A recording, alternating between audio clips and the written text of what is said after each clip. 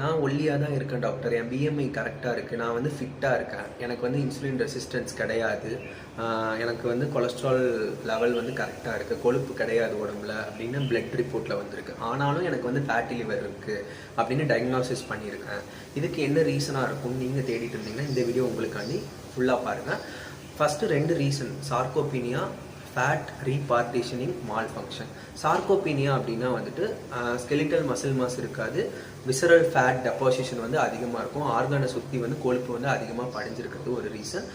Fat ரீபார்ட்டிஷனிங் மால்ஃபங்க்ஷனிங், ஒழுங்காக வந்து fat வந்து டிஸ்ட்ரிபியூட் எல்லா உறுப்புக்கும் போகாமல் டிஸ்ட்ரிபியூட் ஆகாமல் லிவரை சுற்றி வந்து படிஞ்சிருக்கிறதுனா ஆர்கானை சுற்றி வந்து படிஞ்சிருக்கிறது 2 ரீசன். இன்னொன்று வந்து ஜீன் மால்ஃபங்க்ஷனிங், PNPLA3 அதுக்கப்புறம் வந்து TM6SF2 அப்படின்ற ஜீன் வந்து மியூட்டேட் ஆகுறது ஒரு முக்கியமான காரணம். வீடியோஸ் வந்து லைக் பண்ணுங்கள், ஷேர் பண்ணுங்கள், சப்ஸ்கிரைப் பண்ணுங்கள்.